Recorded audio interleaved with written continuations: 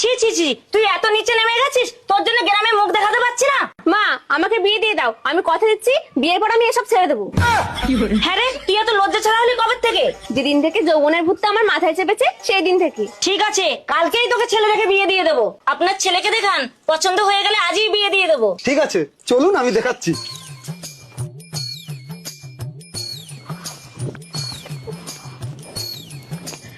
Uncle, দাঁড়ান দাঁড়ান দাঁড়ান, আপনি কি আমাদের ছেলে দেখাতে নিয়ে যাচ্ছেন না ম্যারাথন দৌড়ে অংশগ্রহণ করিয়েছেন বলুন তো? আরে আসুন না বাবা, এসে গেছি একটুখানি। আসুন আসুন, এই তো আমার ছেলে, এই তো। এ কি, আপনার ছেলের মাথা নিচের দিকে পা উপরের দিকে করে রেখেছে কেন? এমন কথা বলো না, ও ব্রহ্মচার্য ধ্যানে আছে, পাপ লাগবে যে। আসো আসো। খোকা খোকা, কি হয়েছে বাবা? তুমি আমার ধ্যান ভাঙলে কেন? খোকা, তোর জন্য সম্বন্ধ নিয়ে এসেছি। এইটা মেয়ে আর এইটা মেয়ের মা। বাবা, তুমি ভালো করেই জানো প্রথম বিয়ের ফুলসজ্জার রাতেই আমার বউ আমাকে ছেড়ে দিয়ে পালিয়েছে। সেই দিনের পর থেকে নিজেকে কন্ট্রোল করার জন্য এই ধ্যানের ব্যবস্থা করেছি। আর যদি তুমি আমাকে বিয়ের ঝুঁক তোলাও, তাহলে বিয়ের দিনই আমার ফুলসজ্জার ব্যবস্থা করতে হবে। যাই সেটা তাই সেই মিলে। বাবা, এ কি করে সম্ভব? সম্ভব, সবকিছুই সম্ভব, এ বিয়ে হবেই। বাবা, বিয়ে হবে। দাদা দাদা দাদা, বাবা বিয়ে হয়ে গেছে। যাও, তুমি আমার ফুলসজ্জার খাটটা সাজাও। যাও যাও যাও, ঠিক আছে, ঠিক আছে। যাও। চলুন শাশুড়ি মা, ফুলসজ্জা হবে। বউটা কোথায় গেল রে? আসতে এত লেট হচ্ছে। আরে, আসতে এত লেট হয় তোমার? এত ব্যস্ত কেন? আমি কি পালিয়ে যাচ্ছি নাকি? ঠিক আছে, তুমি শিগগিরই শুয়ে পড়ো, আমি আর কন্ট্রোল করতে পারছি না। ওকে। মা, আমাকে বিয়ে দিয়ে দাও, আমি কথা দিচ্ছি বিয়ের পর আমি এসব ছেড়ে দেবো। এ কি হলো? তুমি আমাকে ঠেলে দিলে কেন? আমি আমার মাকে কথা দিয়েছি বিয়ের পর আমি আর এসব কাজ করবো না।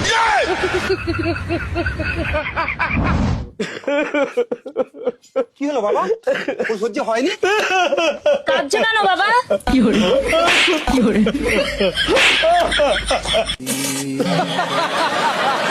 বৌদি, তোমার চুলগুলো না খুব সুন্দর। এই এরকম বলো না তো, সবাই বলতে বলতে আমার চুলগুলো সব পড়েই যাচ্ছে। হ্যাঁ, তাই নাকি? তাহলে না বৌদি, তোমার কাপড়টা না আরো বেশি সুন্দর।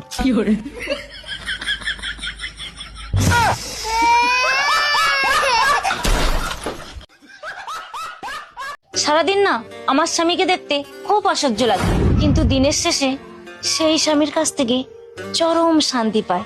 কেন বলো তো বন্ধুরা?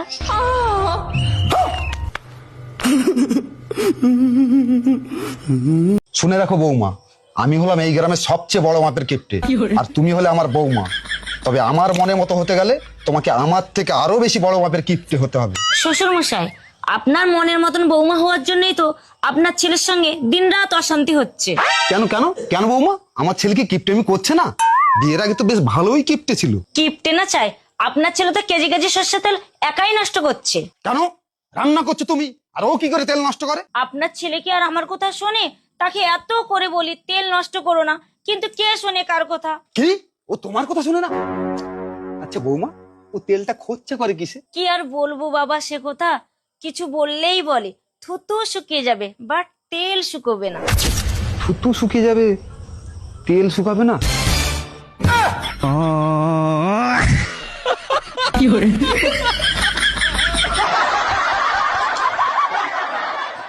আচ্ছা, তোমার বোন যে কালকে আসবে বলছিল, তা সত্যিই কি কালকে আসবে? রাত 10টার সময় বোনের খবর নিচ্ছে, চুপ করে মা।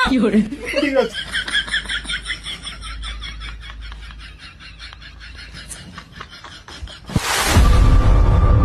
প্রভুর পদতল শশাগোরা শৈলমোহী করে টলমল।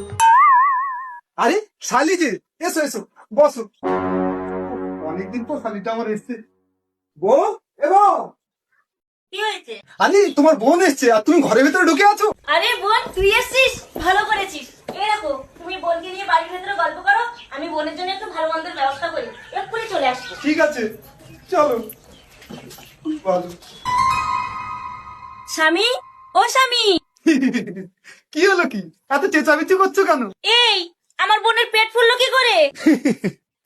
আর বলো না, অনেকদিন পর তোমার বোনটা এসছে তো, তাই নিজেকে কন্ট্রোল করতে পারিনি। বোন, তুই আমার ভাতারের সঙ্গে এইসব করলি? কি করবো দিদি, তোর পর তো ওভার কন্ট্রোল ডোজ দেয়।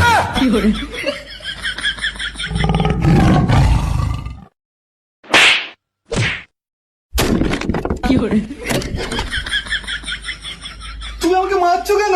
মারবো না তোকে কি ফুল দিয়ে পূজা করবো? শালা তুই আমার বোনের সঙ্গে নোংরা নোংরা কাজ করিস। এ বাবা, তোমার বোন কোথায়? আর আমি তোমার বোনের সঙ্গে কখন নোংরামি করলাম? আমি কি কিছু দেখিনি ভেবেছিস? আমি সব স্বপ্নে দেখেছি। হ্যাঁ? স্বপ্ন? এত বড় লোক আমি, তাও আমাকে আপনার পছন্দ হচ্ছে না? আরে আমার বউ তোমাকে পছন্দ করবে কেন? না না, মানে জামাই হিসেবে আর কি। তাই বলো, নাহলে এক্ষুনি আমার 2 নলাটা বার করতে হতো।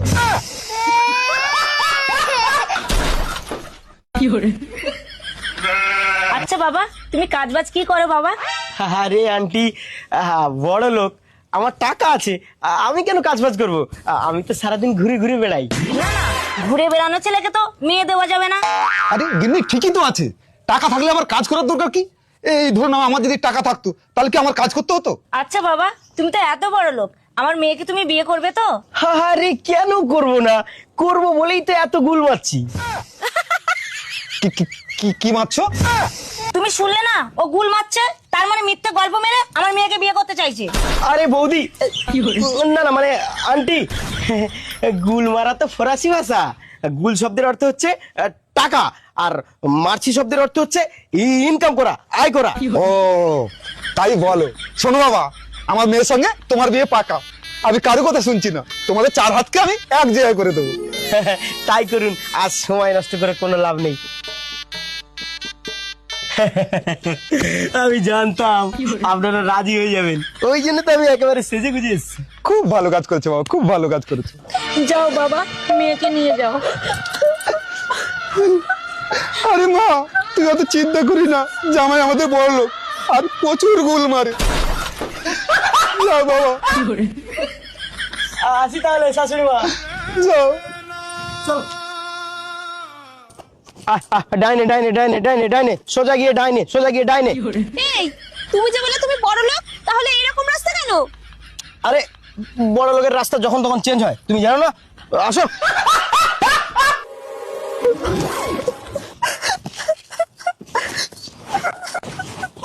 আরে বাড়ি চলে এসেছি, তুমি এখনো কান্নাকাটি করছো? হ্যাঁ, এটা তোমার বাড়ি? আরে এটা তোমার বাগান বাড়ি, এইটা আমার বাড়ি হয়? এই বাড়িতে আমি থাকি নাকি? তুমি তুমি যাও ভিতরে গিয়ে শাড়ি পরো, পরে তোমাকে ভালো বাড়িতে নিয়ে যাবো। যাও যাও যাও যাও যাও। হ্যাঁ, আমি তোমার জন্য একটু খাবারের ব্যবস্থা করছি। শালা বিয়ে করে তো নিয়ে চলে আসলাম, ইরে এখন খাবো কি? না না, এক্ষুনি আমাকে ভিক্ষা করতে বেরোতে হবে। যাই, ভিক্ষাটা করে আসি। মা গো, কে আছিস মা ঘরে? এই অন্ধ মানুষটাকে দুটো ভিক্ষা দে মা। এই ভিখারিটাকে আমাদের জামাইয়ের মতো লাগছে না? এই দেখো, একটু বেরিয়ে এসো তো। আরে কি হলো কি? এই, ওকে দেখো তো, আমাদের জামাইয়ের মতো লাগছে না? আরে সারা জামাই, তুই ভিক্ষা করিস? কি ব্যাপার, এত জামাই জামাই করছে কেন? মোবাইলটা দাও তো মনোরমা।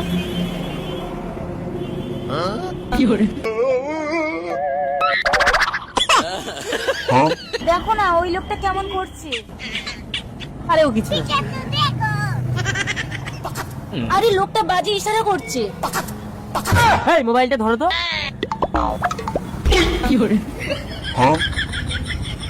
কি হলো? আরে লোকটা তো অন্ধ। অন্ধ? যাও অন্ধটার হাত ধরে রাস্তা পার করে দিয়ে আসো। ঠিক আছে, যাচ্ছি। এসো, দিচ্ছি।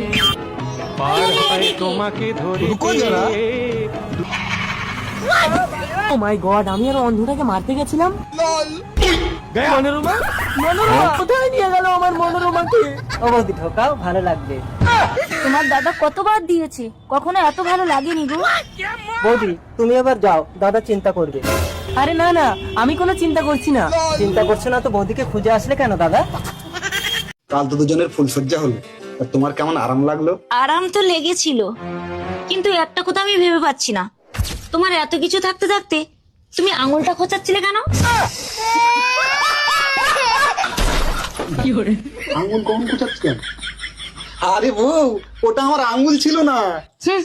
আঙুল ছিল না বললেই হয়ে গেল? তুমি কি ভাবছো এর আগে আমি কারোর সাথে ফুলসজ্জা করিনি নাকি? এই, এর আগে ফুলসজ্জা করেছো মানে? ফুলসজ্জা করেছি, কিন্তু তোমার মতো খাটে নয়, ঝোপে ঝাড়ে।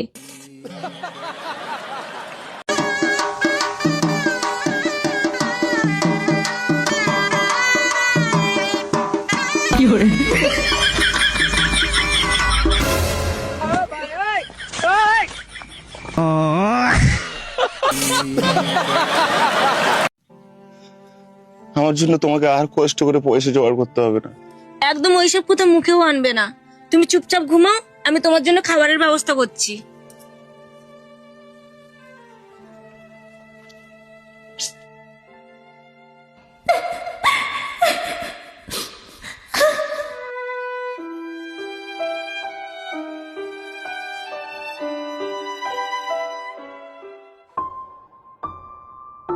সামান্য কটা টাকার জন্য স্বামীটা আমার মারা যাবে? না না, দরকার পরে আমি ভিক্ষা করে স্বামীকে বাঁচাবো। এত বড় ছেলে বাড়িতে না বসে থেকে কাজের সন্ধান তো করতে পারিস। এসব কি বলছো মা? আমি কি কাজের সন্ধান করিনি? তাছাড়া এই এখন তো আমাকে কেউ কাজেই নিচ্ছে না। তাহলে যা বাপের অপারেশন করার জন্য সপ্তাহখানি ভিক্ষা কর। বেকার ছেলেটার চিন্তিত পরিশ্রান্ত মুখখানা থালার মাঝখানে চকচক করে উঠল। বাবু, কিছু সাহায্য করুন না।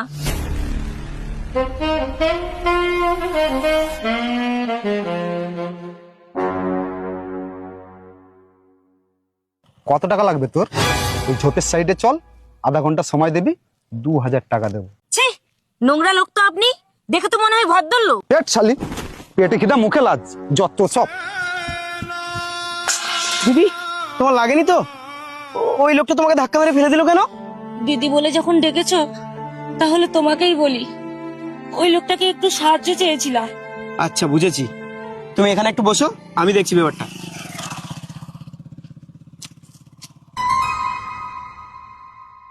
হবে হবে, সব কিছু ঠিক আছে। আচ্ছা স্যার, আপনার বোধহয় মানি ব্যাগ পড়ে আছে স্যার।